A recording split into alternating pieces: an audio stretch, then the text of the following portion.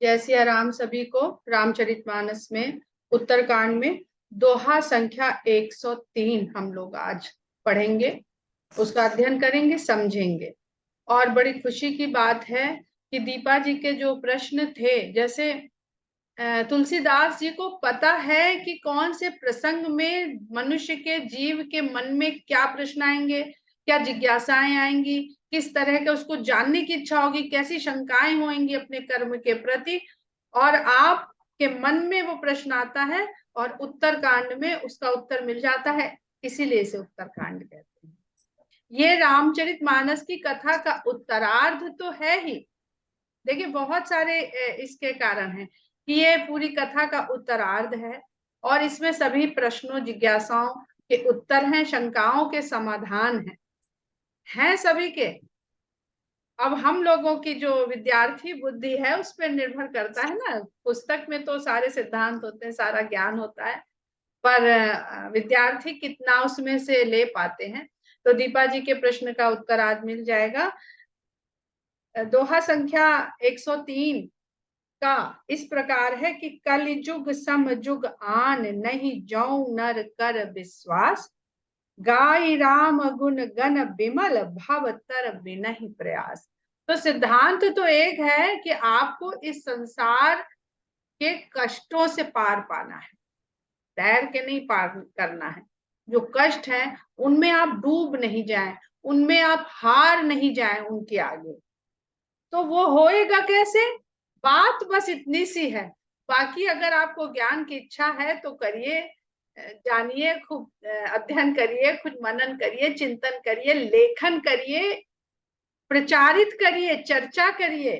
पर उद्देश्य क्या है कि भवतर बिना ही प्रयास। अगर आपको बिना किसी प्रयास के इस संसार रूपी सागर को पार कर जाना है तो गाय राम गुण गण, राम के गुण गणों का, गुण रूपी समूहों का, जो विमल है, निर्मल है, पवित्र है, सात्विक है, उनको गाइए।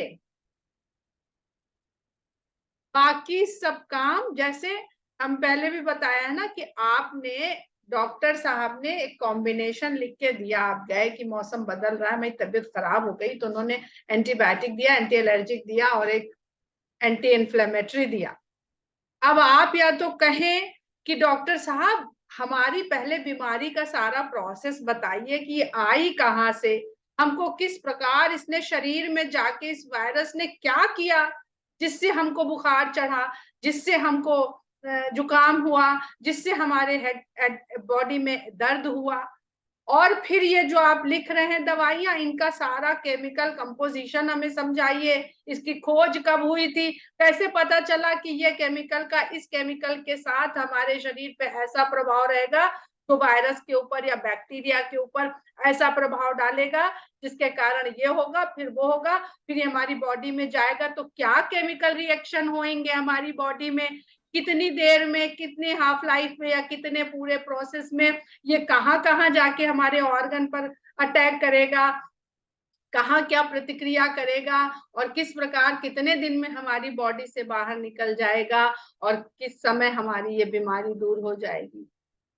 तो डॉक्टर साहब बैठेंगे और आपको कहेंगे भैया हमने 10 साल में जो सीखा है, आओ मेरे पास बहुत फुर्सत है, आज हम तुमको बैठ के सारी एनाटॉमी, सारी फिजियोलॉजी और सारी केमिस्ट्री और सारी बायोलॉजी और सारा मेडिकल साइंस तुमको समझाते हैं।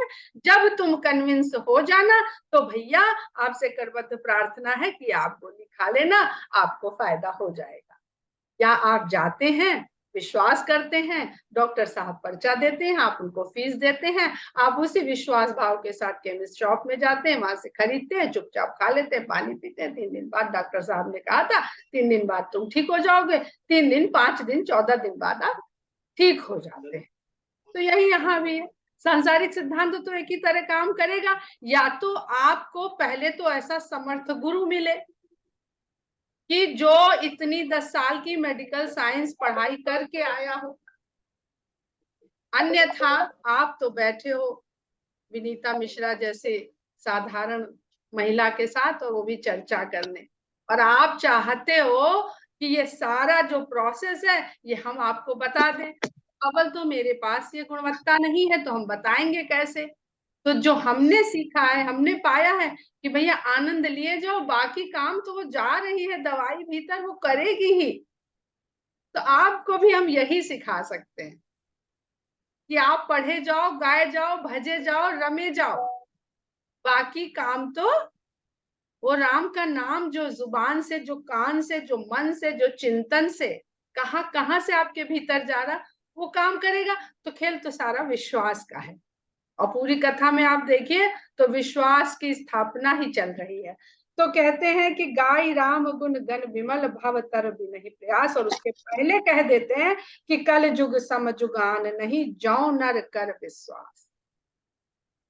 कलयुग के समान दूसरा कोई बढ़िया युग ही नहीं है, परंतु ये आप विश्वास करना पड़ेगा। और हम लोग सारा दिन कलयुग को कोसते रहते हैं। तो आदमी बात क्या करता है? जो सोचता है, जो मानता है। तो जैसी मान्यता है वैसा हमारा कथन है, जैसा हमारा कथन है वैसा हमारा जीवन है। आप पहले विश्वास तो करिए कि कलयुग के समान कोई दूसरा युग है ही नहीं, जहां खाली राम का नाम भजने से, गाने से आपके सारे कष्ट दूर हो जाएंगे। फिर कहते हैं प्रगट चारि पद धर्म के कलि महु एक प्रधान, जेन केन विधि दीन है दान करई कल्याण। दीपा जी आपके बात का इसमें उत्तर है कि धर्म के 4 चरण इस संसार में है, सत्य, दया, तप और दान। अब ये 4 जो चरण हैं, पद हैं, जो प्रोसेस है धर्म को, धर्म के मार्ग में चलने की, उसकी परिणति की, उसकी मंजिल की, धर्म के मार्ग की जो मंजिल है वो युगों में बटी नहीं है। हर युग में धर्म के ये 4 चरण अपनाने होते हैं, इन्हीं पर चलना होता है। लेकिन कलयुग क्यों बढ़िया है कि कलयुग के समान और कोई युग नहीं है? क्योंकि कलि महु एक प्रधान। कलयुग में इन 4 चरणों में से बस एक को प्रधानता मिली। वो क्या है कि किसी भी तरह से येन केन प्रकारेण दान करिए, जेन के न विधि दीन है दान करे कल्याण। आपने किसको दिया, कैसे किया, कहाँ किया, इससे मतलब ही नहीं है। वो आपका कल्याण करेगा ही करेगा। जैसे राम का नाम मुख से ले लिया तो वो अपना काम करेगा ही करेगा, वैसे आपने अपने मन की भावना से दान कर दिया तो वो आपका कल्याण करेगा ही करेगा। उसका भोग कौन भोगेगा? अगर दान लेने वाला सुपात्र नहीं है तो यह पाप उसके सिर चढ़ रहा। पर यह सोच के सामने देखते हुए कुपात्र को दान मत करिए। इतना बुद्धि विवेक तो हमको लगाना पड़ेगा। फिर कहते हैं नित जुग धर्म हो ही सब केरे, हृदय राम माया के प्रेरे।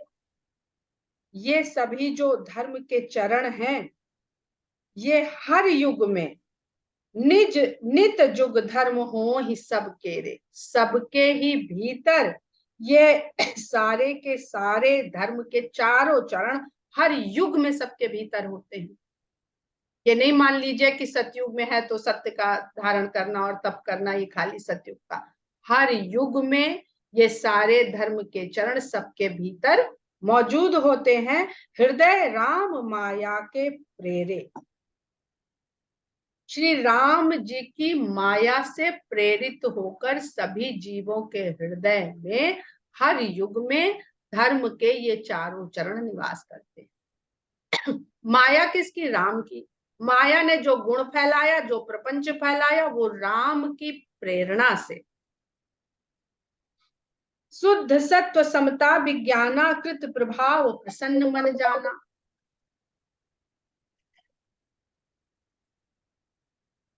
अब सतयुग का प्रभाव क्या है? हम लोग कलयुग में रह रहे हैं, पर तुलसीदास जी लिख रहे हैं कि हर युग में सबके हृदय में ये 4 धर्म के 4 चरण विद्यमान होते हैं। तो जब आपके मन में कैसा भाव हो, आप प्लीज बाद में बात करिए, मैं काट रही हूँ, बहुत बिजी हूँ। शुद्ध सत्व समता विज्ञाना कृत प्रभाव प्रसन्न मन जाना। जब आपको अपने ही भीतर, अपने मन में और अपने वातावरण में, परिवेश में शुद्धता का अनुभव हो, समता का अनुभव हो और विज्ञान जो वास्तविक सत्य है उसका अनुभव हो, और मन में प्रसन्नता बनी रहती हो, चाहे जिस हाल में हो मन में एक प्रसन्नता का भाव विद्यमान रहता हो, तो आप समझ लीजिए कि आप सतयुग में हैं। इस समय आप सतयुग के वातावरण में हैं, आप सतयुग के धर्म मार्ग पे चल रहे हैं, मन प्रसन्न रहेगा। और सत्व क्या है? सत्व है सात्विक गुणों से भरे रहना। सत्व के दो अर्थ हैं। सत्व का अर्थ यहाँ पर अस्तित्व से भी है, और सत्व गुण जो सात्विक गुण है वो हमें वास्तविक अस्तित्व का बोध कराए रहते हैं विज्ञान के द्वारा, और उस विज्ञान के कारण समता का भाव मन में बना रहता है कि आज दुख है कल नहीं रहेगा, ये समता का भाव। सब दिन एक समान, आज सोमवार है आज ये नहीं करना चाहिए, आज बुधवार आज वो नहीं करना चाहिए, आज बृहस्पति ना, हमारा दर्शन तो ये कहता ही नहीं है। फिर वो सात्विकता का जो गुण है, जब उस अस्तित्व को हम माया के दर्पण पर देखते हैं तो वो हमको किस भ्रम में डाल देता है कि ये अस्तित्व जो है ये मेरा है। यहीं से हम सत्वगुण से दूर हो जाते हैं कि हम सत्य को नहीं पहचानते हैं और उस परछाई को सत्य मान लेते हैं। क्या हमारे दर्पण पर हमारा प्रतिबिंब पड़ रहा है और हमारा दुश्मन हमको देख के प्रतिबिंब वाली विनीता मिश्रा पे गोली चलाए तो बाहर वाली विनीता मिश्रा मर जाएंगी क्या? या वो एक थप्पड़ मारे तो उसका हाथ टूटेगा, हमें कुछ नहीं होगा, क्योंकि वो उस भ्रम में है, वो उस अज्ञान में है, वो उस अंधकार में है कि ये मिरर के भीतर जो दिख रही है ये विनीता मिश्रा है, तो हम सब भी तो इसी में पड़े हुए हैं। तो जब इस तरह के भाव आपके मन में रहेंगे, आप इन भावों में, इन चिंतनों से आप भर जाएंगे, तो आपका मन प्रसन्न रहेगा और आप खुश रहेंगे कि आप सत्युग में हो, कलयुग होने दीजिए। कोविड में बहुत लोग चिंता से कहते थे ना, डॉक्टर्स एक्सपर्ट्स कहते थे कोविड के समय कि चिंता मत करिए, क्योंकि नेगेटिविटी आपकी आपको कोविड के इन्फेक्शन में जल्दी से बांध लेगी। अगर भीतर नेगेटिविटी है तो आप चपेटे में आ जाएंगे। फिर कहते हैं सत्व बहुत रज कछु रति कर्मा, सब विधि सुख त्रेता कर धर्मा। तो ये तो सतयुग का निवास हो गया आपका। उसके पश्चात सात्विक गुण बहुत हो और आपके मन के भीतर, मनुष्य के मन के भीतर रजोगुण की ओर भी, उस तरह के कर्मों की ओर भी थोड़ी सी लगन लग जाए कि भाई थोड़ा सुख हमें भी मिल जाए, अच्छा काम करेंगे पर थोड़ा आराम हमें भी मिल जाए। तो ऐसा सब विधि सुख त्रेता कर धर्म। परंतु ये भाव होने के बाद भी सुख सब प्रकार के, भले मन में आनंद की अवस्था ना रह रही हो लेकिन सुख आपको पूरे, तो यह त्रेता युग का था। अब त्रेता युग में भी राम को देख लीजिए, भरत को देख लीजिए, ये सत्व गुणों से ही अपना जीवन जी रहे हैं, अपने कष्ट की परवाह ही नहीं कर रहे हैं। तो रजोगुण किंचित नहीं, चाहे लक्ष्मण हो, चाहे शत्रुघ्न हो, चाहे सीता हो, उर्मिला हो, मांडवी हो, श्रुतिकीर्ति हो, हम लोग बात करने लगते हैं कि लक्ष्मण जी ने छोड़ के चले गए, उन्होंने उनकी सोची नहीं। अरे मांडवी की बात नहीं करते हैं, मांडवी के तो भरत वही थे नंदीग्राम में, वो भी तो अलग वहां रह रही थी। पर त्रेता युग दिखा ही रहा है कि रजोगुण सतोगुण के ऊपर हावी ना होने पाए, आपके कर्म के ऊपर आपका आराम हावी ना होने पाए, और हम लोग करने लगते हैं छीछा लेदर, स्त्री पुरुष, क्योंकि भेद, कलयुग में भेद इतना अधिक हो गया। उस समय प्राणी प्राणी मात्र है, अपने अपने कर्म में रत होकर सत्गुणों की तरफ वो सिर्फ लगा हुआ है, सत्कर्म की तरफ, सत्वगुण की अधिकता के कारण सत्कर्म की ओर लगा हुआ है। उसे नहीं पता है कि कलयुग में आके इन सब की कैसे छीछा लेदर पोस्टमार्टम चीर फाड़ करी जाएगी, उन्हें परवाह ही नहीं है इस चीज की। बहुरज स्वल्प सत्व कछु तामस, द्वापर धर्म हरस भय मानस। अब द्वापर में क्या हुआ, रजोगुण की अधिकता हो गई, पर सतोगुण भी कुछ कुछ बना रहा। अब हम बार बार परिभाषा नहीं बताएंगे कि सतोगुण और रजोगुण हमने बता दिया। रजोगुण अपना ठाट बाट राजसी, थोड़ा सा राजसी तत्व का समावेश हो जाना। बहुत है रजोगुण और स्वल्प सतगुण है, बहुत थोड़ा सतोगुण है, और कुछ कुछ तमोगुण का भी वहां पर आविर्भाव हो गया जीव के भीतर। वही जो हमने एक बार समझाया था कि किस प्रकार जीवात्मा जो शुद्ध चेतना परमात्मा से आई, तो किस प्रकार कर्म के कारण धीरे धीरे प्रदूषित हो गया। वो चैतन्य तत्व जो जीव में आके पड़ता है, वो जो शरीर कर्म करता है उसके कारण कैसे वो शुद्ध तत्व भी धीरे धीरे मलिन हो जाता है। गंगा तो शुद्ध है, कैसे जब वो संसार में बहती है तो आसपास की स्थान, आसपास के लोग, आसपास की वनस्पतियां, आसपास के पशु पक्षी जो भी सब उसमें डालते हैं, तो कैसे धीरे धीरे वो प्रदूषित हो जाती है।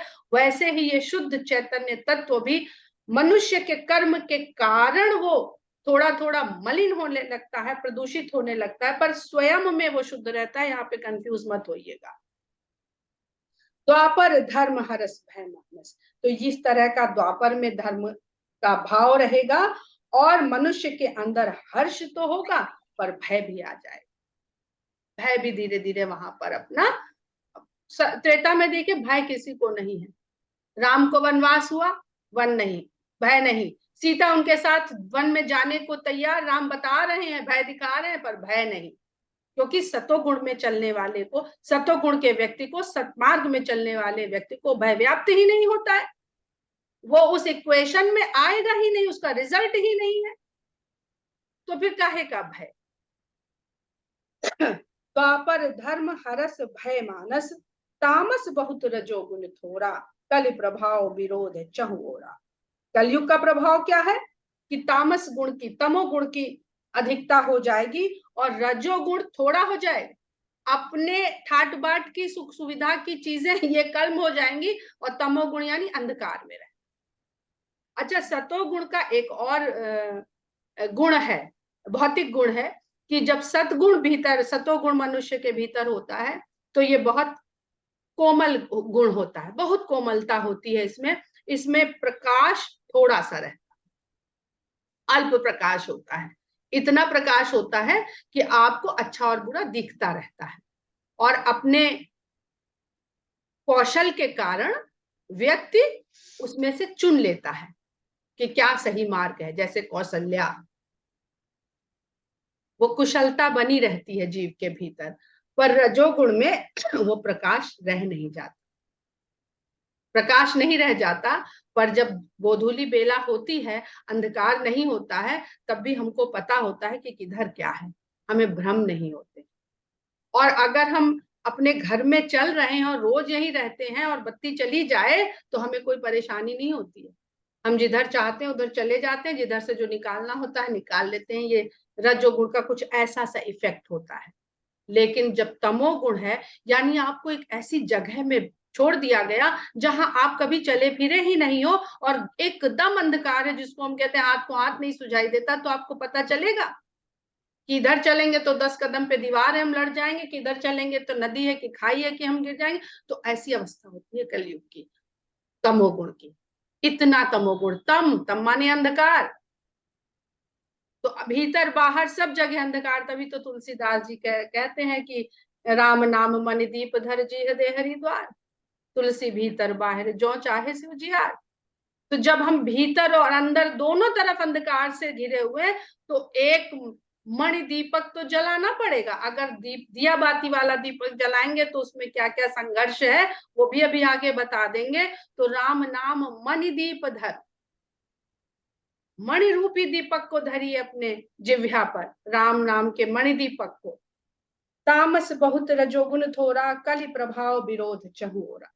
इसलिए कलयुग में चारों ओर सिर्फ आपको विरोध ही विरोध दिखाई बुध जुग धर्म जानि मन माही, तज अधर्म रति धर्म कराए। जो बुद्धिमान लोग हैं वो युगों के धर्म को जानते हैं, उसके प्रभाव को जानते हैं, इसलिए वो अधर्म को त्याग करके धर्म के मार्ग में चलने के लिए सबको प्रेरित करते मन लगवाते हैं।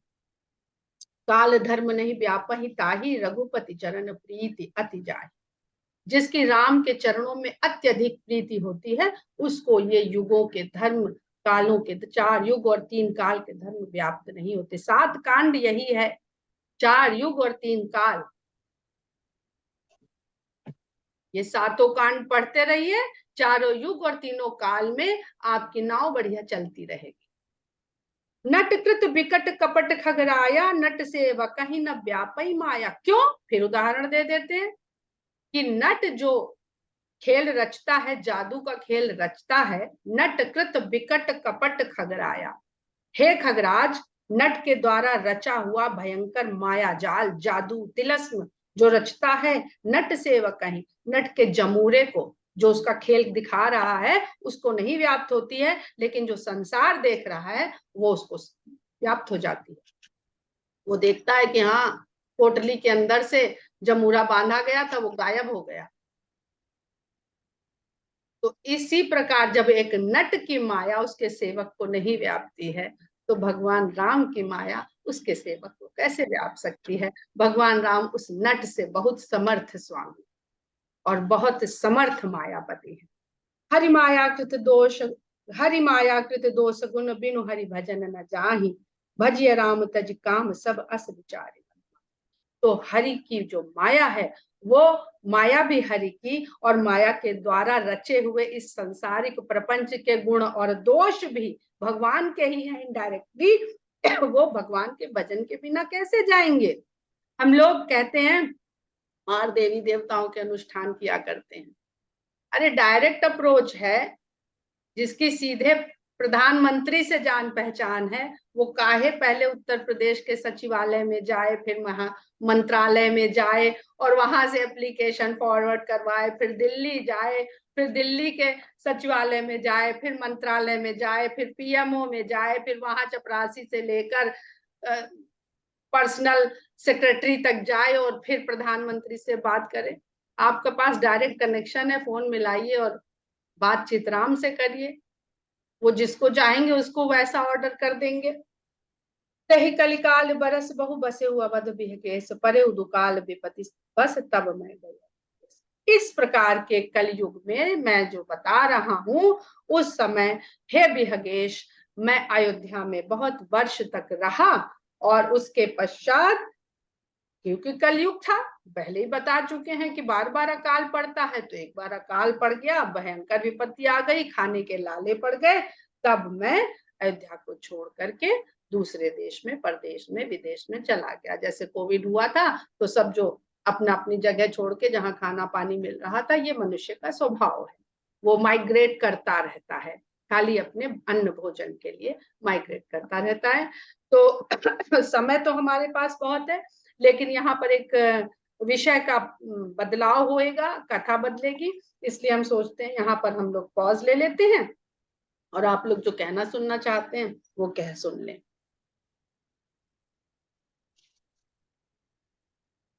तो शंकाओं का समाधान हुआ कि नहीं हुआ? जो दान को लेकर के, और आप ही बोलिए दीपा जी।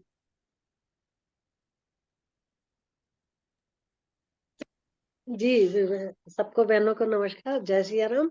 हाँ, कल जो हमारे मन में शंका थी कि किसको, कौन कुपात्र है और कौन सुपात्र है, तो इसमें आप ये हमको समझ में आया है कि बस हमको अपनी विवेक बुद्धि से बस ये देखना है कि सामने वाला किस तरीके का है, वास्तव में वो दुखी है या वास्तव में उस जरूरतमंद है। को जरूरत है उस चीज की। हाँ, तो फिर हम उसको उसकी मदद कर सकते हैं। अब वो फिर बाद में वो कहीं भी उस रुपए को लगाए, उससे हमको नहीं समझ में आता है। जी। लेकिन जो कलयुग में जैसा आपने बताया कि हमारा दिया हुआ दान वो हमारे दान खाते में ईश्वर के उसमें लिख जाएगा। बस, तो इससे अच्छी बात और क्या हो सकती है। बहुत ये सुंदर है। आपने बात कही। आपकी बात कहते हुए एक बात ध्यान आई कि जैसे हम लोग पुरानी कथाएं पढ़ते हैं तो राजा जी, महाराजा सेठ धनाढ्यों की ये बात आती है कि ना निर्धन मनुष्यों की कुंवारी कन्याओं का विवाह करवाते थे। ये बहुत बड़ा जी, पुण्य कार्य माना जाता था। पर आज के संदर्भ में अगर हम लोग देखें और हमारे पास दो चॉइस हो कि एक निर्धन मनुष्य की कुंवारी कन्या का विवाह करवाना है और एक निर्धन मनुष्य की कुंवारी कन्या की शिक्षा का हमको अपने ऊपर लेना है, उत्तरदायित्व तो ले सकते हैं, तो ये हमारा विवेक हमें बताएगा कि हम क्या चुने। जी, बिल्कुल, बिल्कुल, तो बिल्कुल। देश काल परिस्थिति के अनुसार दान के सुपात्र बदलते रहेंगे। और हमें अपनी विवेक बुद्धि से इस चीज को जी ध्यान जी। देना है कि हम दरअसल किसको में दें। भगवान ने बुद्धि इसलिए नहीं दी है कि हम भगवान को जानने में लग जाएं। नहीं, नहीं। भगवान ने बुद्धि इसलिए दी है कि हम स्वयं को जानने में लगे। जी, जी, पर बिल्कुल, होता क्या बिल्कुल। है कि हम भगवान को जानने में लग जाते हैं। हम दुनिया की बात कर रहे हैं कि साबित करिए कि वो दशरथ के पुत्र थे और भगवान भी थे, पहले तो ये साबित करिए। तो भैया हम साबित नहीं कर पाएंगे क्योंकि भगवान अप्रमेय कहा गया है उसे, ईश्वर को अप्रमेय कहा गया है।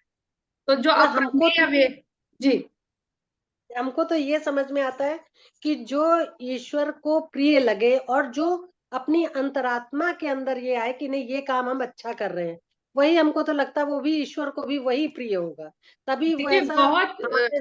बहुत सरल उदाहरण है इसका कि जी, हमने आपको अपनी कोई चीज दी, ठीक है, एक साड़ी दे दी हमने आपको, आपने मांगी, जी, हमने दे दी। मेरी जी, बहुत प्रिय साड़ी थी, सबसे महंगी मेरी साड़ी थी, आपको हमने दे दिया। हम साल भर को बाहर जा रहे हैं, आप इसे संभाल के रखिएगा, जब मन हो पहन लीजिएगा। अब आप तो हम्म। यही सोचेंगी ना कि विनीता जी की साड़ी इन्होंने जैसी दी थी हम वैसी दें इनको, और अगर पहनी है तो लाओ ड्राई क्लीन करा दें या आयरन करा दें, जो भी इसका प्रोसेस है वो करा दें। ये तो नहीं सोचेंगे कि अरे अब तो वो दे गई, साल भर बाद आएंगी, देखी जाएगी, उनकी है, फटे चिथड़े, हमें क्या करना। आपको कितनी शर्मिंदगी होगी अगर वो साड़ी फटी हुई अवस्था में आप हमें देंगे, बिल्कुल क्योंकि सही वो बात आप है। मान रही है साड़ी विनीता जी की है। तो ये संसार, हम्म, ये दुनिया, ये प्रकृति हमारी है नहीं, हमें किसी हम्म, ने दी है, भगवान ने। तो हमारा ये कर्तव्य नहीं बनता है कि एक छोटी सी चीज की हम इतनी देखभाल करते हैं, तो इतनी बड़ी प्रकृति की, इस दुनिया की हम वैसे ही देखभाल करें कि जब हम जाएं तो हम भगवान से नजरें मिला सकें कि आपने जैसा ज्यों की त्यों धर दीनी चदरिया। ये चदरिया खाली शरीर नहीं है, दुनिया भी है। हम्म, दास कबीर जतन से ओढ़ी, ज्यों की त्यों धर दीनी। हम फाड़ चिथड़ा करके देंगे तो हम ही आएंगे दोबारा, तो चिथड़े ही दे देंगे हमें कि जाओ अब सही बात। पैबंद लगाओ और पहनो। तो धीरे धीरे करके वो पैबंदों के काबिल भी नहीं रह जाएगी। सही। और मैंने अपने अनुभव से देखा है कि अक्सर जैसे हमको दान देना होता है तो हमारे शायद भगवान हमको प्रेरित करते हैं कि हम इसको दें।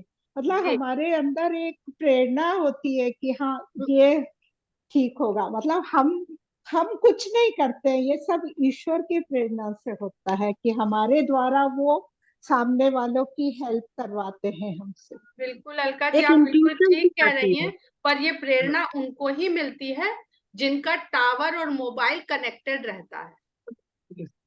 एक इंट्यूशन सी होती है अंदर से कि नहीं, ये हाँ, काम हमें कि करना चाहिए। मतलब अगर सामने वाले को जरूरत है तो शायद जी, भगवान हमको प्रेरणा देते हैं कि आप इसकी मदद करो। और कभी आप, हमारा इसमें कुछ वो नहीं है। कुछ नहीं है। वो एक छोटा सा किस्सा है ना कि ट्रेन जा रही थी, बाहर से एक भूखे ने भीख मांगी, तो ऊपर की बर्थ में जो लेटा था उसने अपने बटुए से पैसा निकाला और नीचे वाले यात्री को दिया कि भैया जरा उनको दे देना। तो जब उसने दिया तो उसने दुआएं दी जिसने उसे पकड़ाया था। तो उसने कहा भैया मेरा, मैंने नहीं दिया, ये ऊपर वाले ने दिया, मैंने तो सिर्फ तुम्हें पकड़ाया। हाँ, वही तो ये वही। भाव ऊपर वाले का ही है कि बिल्कुल, देने बिल्कुल। वाला ऊपर वाला है, वो आपको निमित्त बना रहा है उस तक पहुंचाने का। इसके लिए आप उसमें थैंकफुल हमारा होइए, कुछ वो उस नहीं है। मांगने वाले के भी थैंकफुल होइए, और जो आपको देने के काबिल बना रहा है उसके भी थैंकफुल होइए। हाँ, कि बिल्कुल उसने सही कह हमको रहे इस लायक समझा कि हमसे वो कोई चीज मांग रहा है। आखिर जी उसने हमको किसी लायक समझा है, इसीलिए तो। नहीं, वो नहीं तो लायक, वो आदमी। कहाँ लायक समझा, वो एक मौका था। जो चलती हाँ। ट्रेन में एक अवसर था, जो आपके भाग्य से, कर्म से, भगवान जाने पुण्य प्रताप से वो वहीं रुका, वो आप ही से मांगा। आपको सही लायक सही वो बात। बात। जान रहा है, वो नहीं जानता आप कौन है। वो नहीं चलती जानता, ट्रेन में वो बिल्कुल। क्या जानता है कि धन्ना सेठ जा रहा है, कि ऑफिस का बाबू जा रहा है, कि किसी से कर्जा लेके मरे जिए में जा रहा है किसी के। बिल्कुल जा रहा है, बिल्कुल। तो हम ये एक बात हाँ संजना, हम ये कहना चाह रहे कि हमने बहुत छोटे थे तब किसी पंडित जी ने हमसे कहा था कि ये वाली बात कि सुपात्र को दान देना चाहिए। तो इसको हम ऐसे कि हम जो धर्म दान देना या रामायण पढ़ना, इनको हम बहुत टेकन फॉर ग्रांटेड ले लेते हैं, इन कामों को भी कि कर दिया। जबकि अगर हम श्रम का सम्मान करते हैं, अगर हम अपने जिस तरह से उस तरह से दान सुपात्र ढूंढने में भी हमको श्रम करेंगे, तब उस और श्रम करके सुपात्र खोज के हम जब दान देंगे, तभी उससे निकले हुए भाव, हमने एक पेट भरे को हमने भोजन दे दिया कि पास में है और बिल्कुल श्रम नहीं किया। उसके बिल्कुल लिए हमने श्रम किया, सुपात्र ढूंढा, तो श्रम के बाद ही हमको कोई चीज, जैसे वेजेस मिलती हैं काम करने की, नौकरी की तनख्वाह मिलती है, उसी तरीके से हमें उस भाव का भी असली मतलब जो अगला हमें दुआ देता है, वो भाव भी तभी फलित होता है जब हम उसके लिए श्रम करते हैं और जागरूक रहते हैं, दोनों चीजें। मेरा ऐसा सोचना है। नहीं, बिल्कुल सही कह रही हैं। और आपके श्रम दान से, मतलब श्रम जो आपने लगाया उसमें एक श्रम दान भी, अगर आपके पास उतना अर्थ नहीं है तो आप श्रम दान दे सकते हैं। और एक बात और कहना चाहेंगे कि दान तो कीजिए, पर किसी श्रमिक के श्रम का मूल्य पूरा दीजिए, वो भी एक दान है। उसकी कितनी बड़ी, आपको कितना बड़ा पाप भोगना पड़ता है वो आप नहीं जानेंगे। आपने दान तो नहीं किया, उसके श्रम को आपने छीन लिया, तो ये भी एक छीनना है। अगर आपको मोल तोल करना है तो वहां भी अपनी बुद्धि विवेक को जागृत रखिए कि ये जो हम मोल तोल कर रहे हैं, कहीं इसके श्रम के साथ हम कोई अधर्म तो नहीं कर रहे हैं।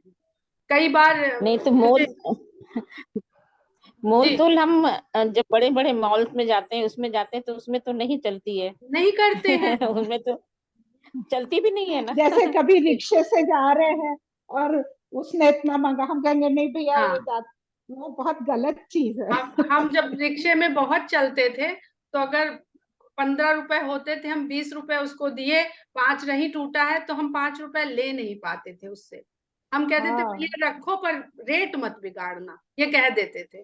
क्योंकि उससे 5 रुपए अपनी हथेली पे लेना, मुझे मतलब मुझे नहीं लगता था कि हम इससे 5 रुपए वापस लें। पर उससे ये ताकीद कर देते थे कि देखो रेट ना बिगाड़ना, कि अगली बार से तुम्हें हम छुट्टा हो 15 दे तो तुम कह दो जिन्हें 20 पड़ते हैं। तो सबके अपने अपने भाव हैं। एक महिला को हम जानते हैं, वो जब ऑटो से, ज्यादातर कार से चलती हैं, पर कभी अगर ऑटो से जाना पड़ता है तो वो जितना उनके पास छुट्टा पैसा होता है वो सब उसको दे देते हैं। तो सबका अपना अपना तरीका है, सबकी अपनी अपनी सामर्थ्य है। हम ये नहीं कहते कि हमें किसी की कॉपी करनी चाहिए।